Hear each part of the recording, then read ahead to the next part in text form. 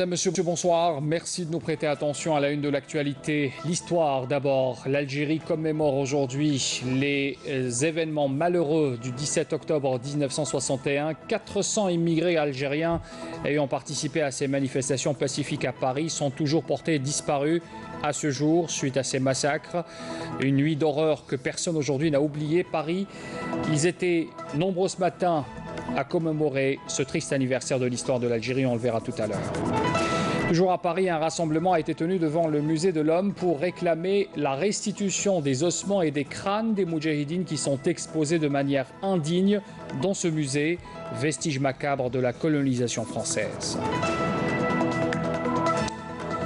Dans l'actualité également, le lancement aujourd'hui, on y vient donc dans ce journal, donc le lancement aujourd'hui, je le disais à l'instant, des journées portes ouvertes sur l'INCT, l'Institut national de cartographie et de télédétection.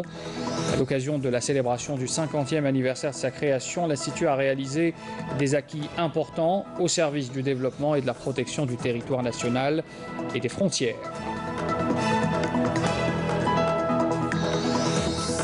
Puis l'appel à la candidature pour l'octroi d'autorisation de création de services de diffusion télévisuelle thématique a été publié au journal officiel.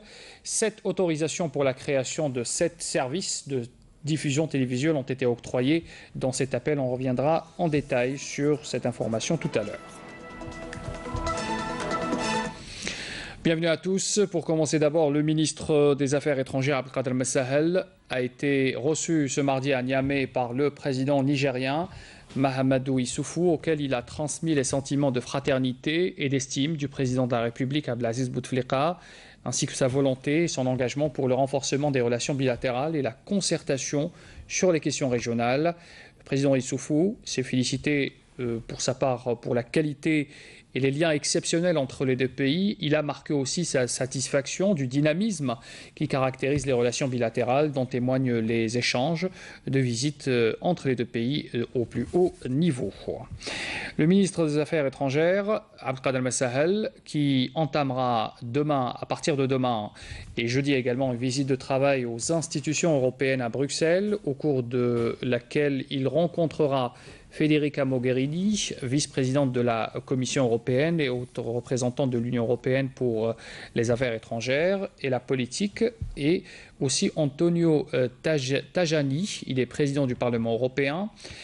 Pour le détail, au cours de cette visite, il coprésidera donc le 19 octobre avec Federica Mogherini bien sûr la réunion politique et sécuritaire, j'y arrive, la première session du dialogue de haut niveau entre l'Algérie et l'Union européenne en matière de sécurité régionale et de lutte contre le terrorisme. Et puis Messahel rencontrera, je le disais tout à l'heure, le président du Parlement européen, Antonio Tajani.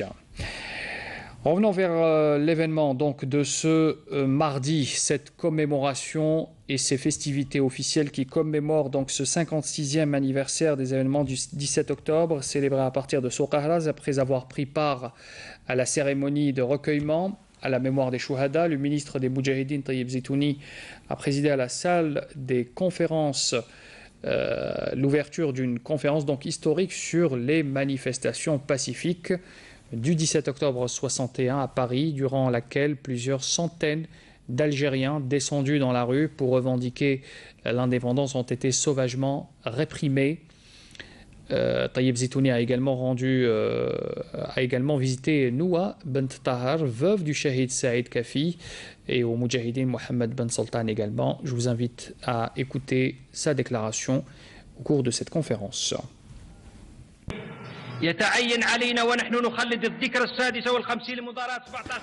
En ces temps de commémoration du 56e anniversaire des manifestations du 17 octobre 1961, nous devons tirer des leçons de notre glorieuse histoire, et ce pour préserver ce pays qui nous a été légué par nos valeureux martyrs et moudjahidines. Nous devons être fidèles à nos héros qui se sont sacrifiés pour Dieu et pour le pays. Aujourd'hui, nous sommes arrivés à une étape où l'Algérie a enregistré plusieurs victoires, comme vaincre le terrorisme, La victoire de la cohésion nationale dans le cadre de la réconciliation nationale, la victoire de la reconstruction du pays après la destruction causée par le terrorisme. Les règles consacrées par la Constitution ont permis aux citoyens d'améliorer les conditions de vie rendues possibles grâce au président de la République. Puis à l'occasion de ce 56e anniversaire du 17 octobre 61, le ministre des Affaires étrangères Abqadr al-Masahel adresse un message où il rappelle que 56 ans auparavant, des compatriotes forts de leur droit à la dignité et nourris à l'école du patriotisme sont sortis dans la rue, à Paris même, pour marquer de façon pacifique leur rejet des mesures vexatoires et discriminatoires prises par la force coloniale contre la communauté algérienne en France. Msahel rappelle que ce 17 octobre, journée de l'immigration, demeurera à jamais gravée dans la mémoire de notre nation au vu du lourd tribut payé par la communauté nationale à l'étranger et sa lutte du peuple algérien pour le recouvrement de son indépendance. On reste avec le 17 octobre pour vous donner un chiffre. 400 émigrés algériens ayant participé à ces manifestations pacifiques à Paris sont toujours portés disparus à ce jour suite à ce massacre de cette nuit d'horreur que personne aujourd'hui n'a oublié. À Paris, ils étaient ce matin très nombreux à commémorer ce triste anniversaire de l'histoire de notre pays. Afaf Belouchette. Comme chaque date anniversaire depuis 56 ans, ils sont les premiers à se présenter sur ce pont. Eux qui ont écrit l'histoire de ce qui restera à jamais l'une des pages les plus noires de notre histoire commune. Le cœur lourd, ils ressassent sans cesse les histoires de leurs camarades lâchement assassinés pour que nul ne les oublie.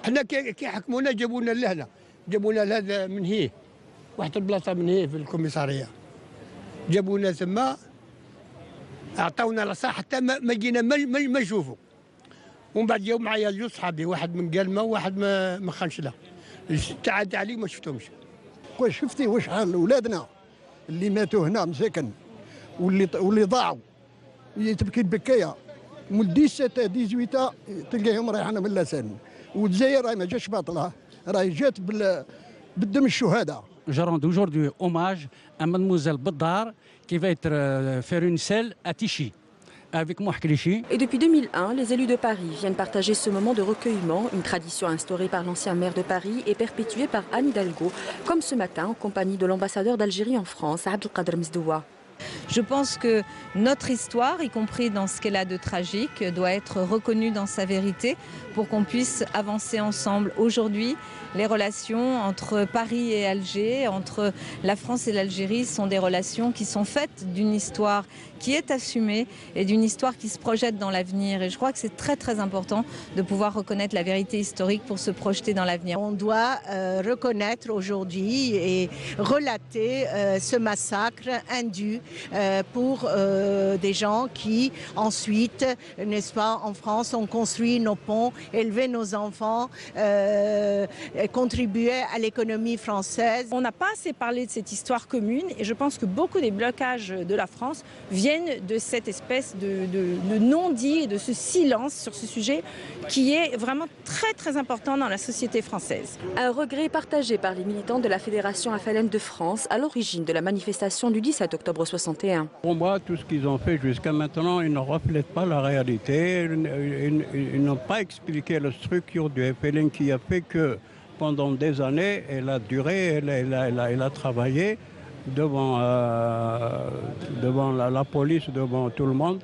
Et elle a tenu le coup jusqu'à l'indépendance. D'où l'appel lancé pour la création d'une fondation pour la mémoire de la Fédération FLN de France. Pour faire un travail de mémoire de l'histoire, il faudrait se rassembler. Et c'est l'appel que je lance. Vous me donnez l'occasion de lancer cet appel à tous les anciens membres de la Fédération de France. Chacun de nous devrait laisser un peu de côté son ego pour nous rassembler et faire un travail de mémoire pour les générations futures. Une génération future représentée ce matin par les élèves de l'École internationale algérienne à Paris, venus rendre hommage aux victimes de cette nuit noire et à travers eux à tous les martyrs de la guerre de libération nationale.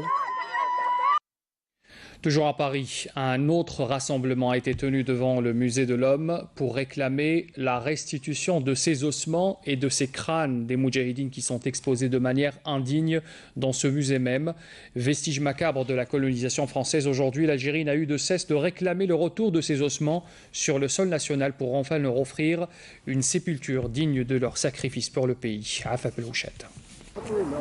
C'est une date symbolique qu'ont choisi ces manifestants regroupés au pied du mur de la paix face au Musée national d'histoire naturelle de Paris pour réclamer la dignité d'une sépulture au rio de la résistance nationale tuée par le corps expéditionnaire français dans les années 1840 et 1850 dont les crânes sont conservés dans ce musée. Si nous venons à mourir, défendez notre mémoire. Ça a été dit par Ben Mehdi, c'est ça. Quand on vit en France et qu'on sait qu'il y a des crânes de nos combattants détenus au musée de l'Homme. Nous avons des traditions, nous avons des coutumes, nous avons une religion, nous on enterre nos morts. Parmi les 37 restes mortuaires identifiés figurent les crânes appartenant au chef de la révolte des Saadcha, Cheikh Bouzienne, Sherif Bouberla, chef de la révolte qui porte ce nom dans le Jurjura, ou encore Simourtar Ben Kouider Titraoui. Les manifestants appellent au rapatriement des restes mortuaires en Algérie. Ce sont effectivement des gens qui peuvent être considérés à juste titre comme des résistants, dans la mesure où ce sont des hommes qui ont pris les armes contre la colonisation française dans les années 1840 et après. Dont les têtes ont été coupées, tranchées, parfois à des fins d'études anthropologiques et transférées en France, comme d'autres colonisés, des Algériens ont pris position pour la restitution de ces crânes. J'ai dit comme d'autres colonisés puisque le crâne d'Ataï a été également transféré en France. Il a été restitué au Kanak. Ont exigé que ces crânes soient restitués à l'Algérie. Là aussi et là encore, jusqu'à plus en plat formé, ce geste politique et symbolique n'a toujours pas été réalisé.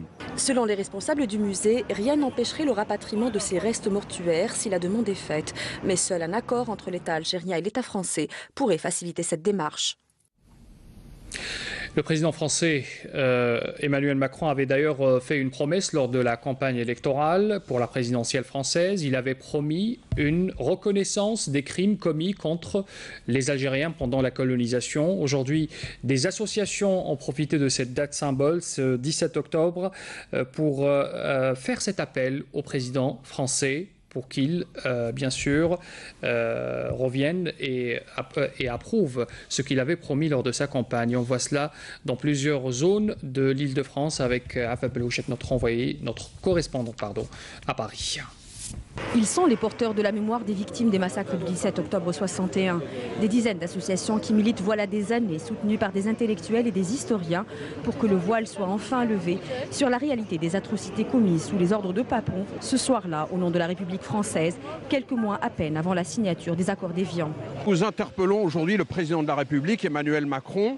C'est un moment important parce que, précisément, à Alger, il y a quelque temps, lorsqu'il était candidat, Emmanuel Macron a dit que les crimes qui se sont passés en Algérie dans l'histoire coloniale étaient des crimes coloniaux, des crimes contre l'humanité. Aujourd'hui regroupés dans un collectif, ils appellent le président Emmanuel Macron à concrétiser les propos du candidat Macron. Force est de constater que le candidat Emmanuel Macron est démenti par le Emmanuel Macron, président de la République, puisqu'en dépit de plusieurs courriers qui lui ont été envoyés par différents collectifs, l'un demandant la reconnaissance de l'ensemble des crimes commis pendant la colonisation comme crimes contre l'humanité. Autre courrier beaucoup plus récent, celui-là qui lui a été adressé par le collectif qui appelle à ce rassemblement aujourd'hui, qui a été envoyé la semaine dernière. Ces deux courriers sont restés à la fois sans réponse et sans même accusé de réception. Un appel qui ne trouve pas encore d'écho. Et si en 2012, le président François Hollande avait fait un geste en rendant hommage aux victimes mais sans parler de crimes, l'Élysée cette année adopte le silence. Pendant ce temps-là, un peu partout en France, des commémorations ont été organisées, comme ici à Asnières, à Strasbourg ou encore à Lille, en présence de nos représentants diplomatiques. Voilà ce qu'on pouvait dire à propos de cette date commémorative du 17 octobre 1961. Sachez que Canal Algérie consacre ce soir une soirée spéciale à ces événements, à cette nuit tragique qu'ont vécu ces Algériens qui étaient donc tués et assassinés cette nuit du 17 octobre 61. À suivre donc cette soirée juste après le journal de 20h. Dans l'actualité aussi, la Mutuelle Générale des Travailleurs de l'électricité et du gaz a tenu aujourd'hui son assemblée générale en session ordinaire en présence du ministre du Travail, de l'Emploi et de la Sécurité sociale, Mourad Zemmali, du ministre de l'Énergie, Mustafa Guitouni, et du patron de la centrale syndicale, Abdelmajid Sidi Saïd. On voit cela en détail avec Amélie Siridira.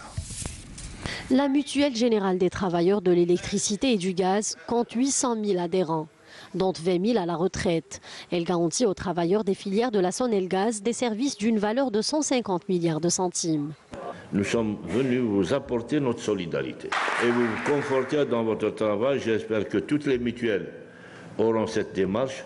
On ne vous le cache pas, on s'est entendu avec M. le ministre du Travail que nous allons faire un regroupement de toutes les mutuelles pour leur donner des conseils, pas pour les guider, de s'inscrire dans une dynamique collective de mutualisme, parce qu'aujourd'hui, le salarié, améliorer son pouvoir d'achat, ce n'est pas seulement le salaire, c'est toutes les prestations qui sont servies par les œuvres sociales et les mutuelles.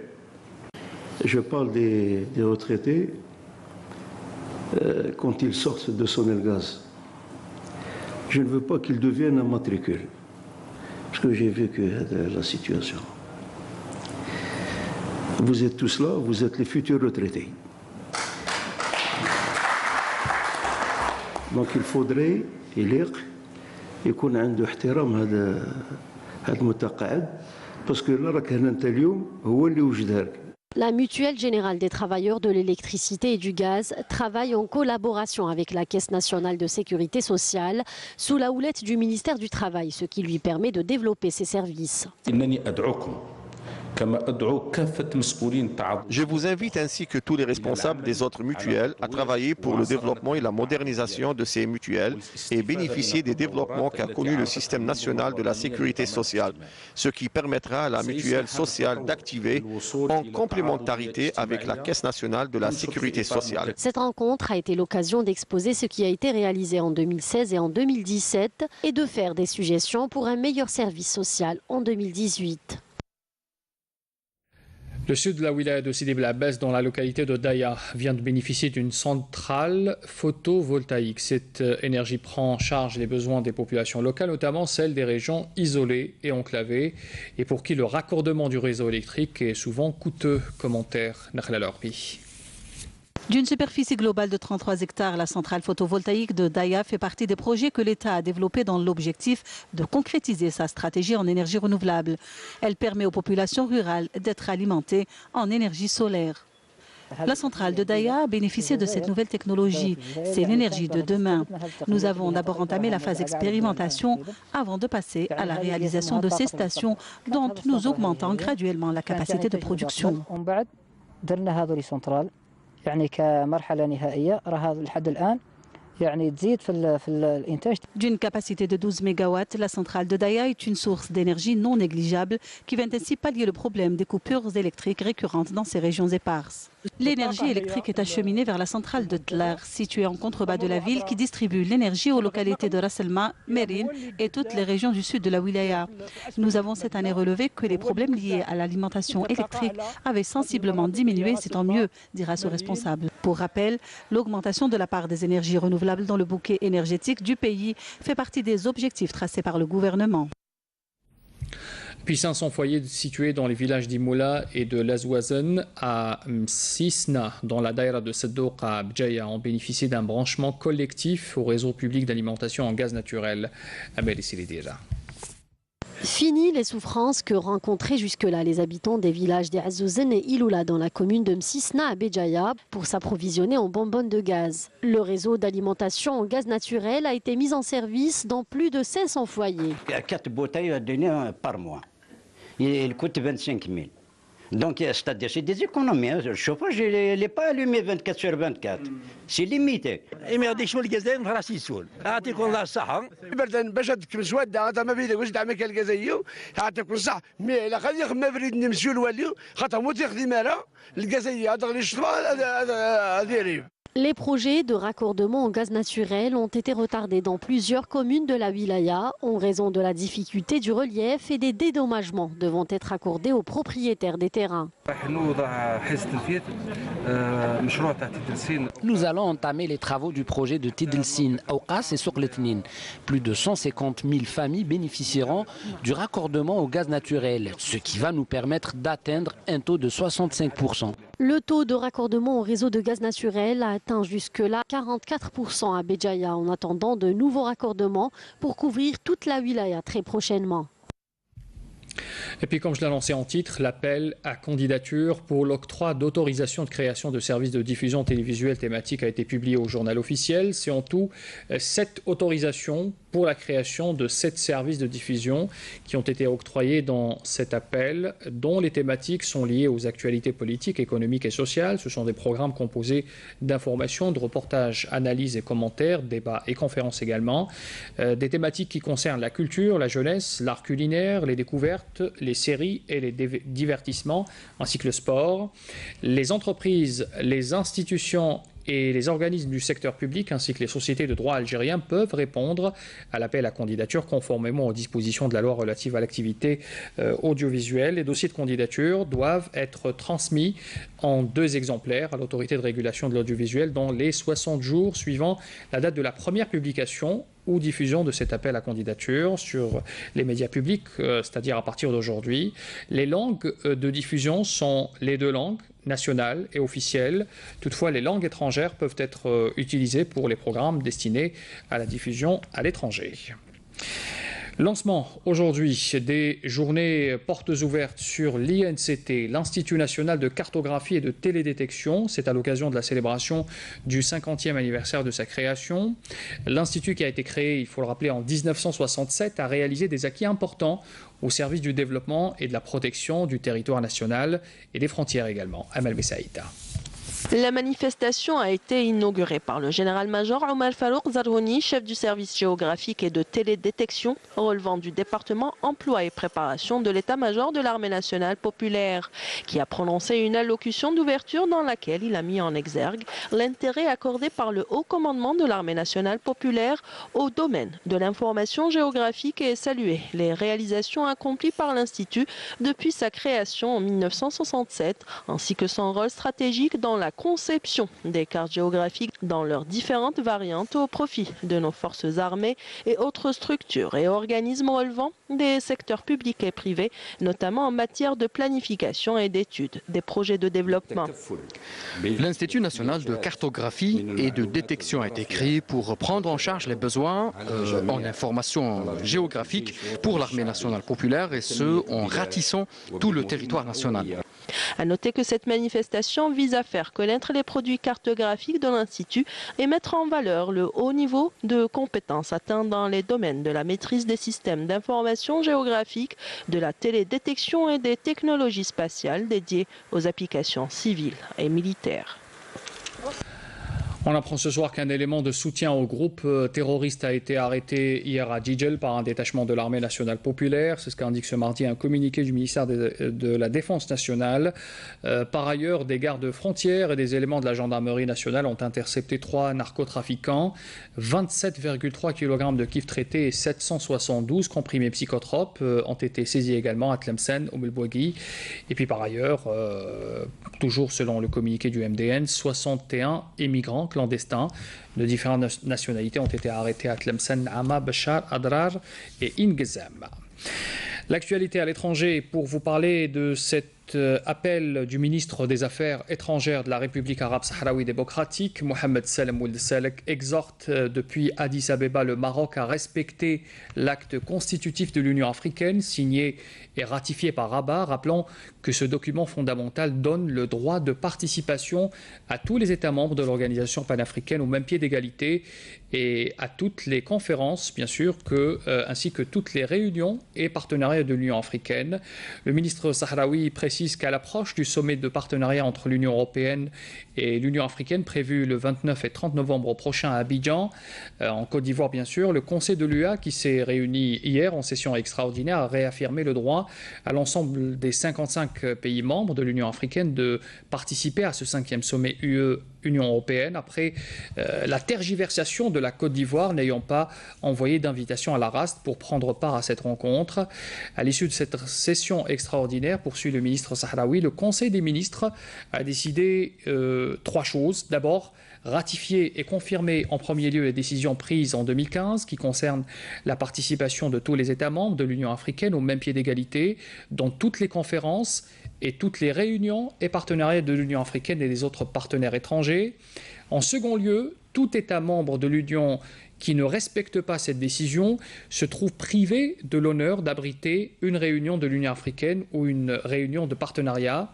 Le Conseil exécutif de l'Union africaine a également mandaté le président de la Commission africaine, Moussa Faki Mahamat, pour poursuivre les consultations afin de tenter de débloquer cette situation dans un délai qui n'excède pas les 10 jours. L'actualité également au Maroc avec le procès des militants du mouvement de contestation dans la région du Rif, au nord marocain, qui a été une nouvelle fois ajourné ce mardi par la justice marocaine, alors que leurs soutiens, qui ont organisé un sit-in pour dénoncer leurs conditions de détention et réclamer leur libération, s'inquiètent pour la santé de ces manifestants pacifiques qui ont été incarcérés, il faut le rappeler. Un des prévenus qui comparaissait devant la cour d'appel de Casablanca devant 20 autres militants et sympathisants du Hirak s'est même évanoui dans la salle d'audience. Il avait été évacué en ambulance. Et puis, sachez aussi que la date du procès du leader du mouvement, Nasser Zafzafi, n'est, elle, pas encore connue à ce jour. C'était la dernière information de ce journal. Un rappel des titres avant de vous quitter.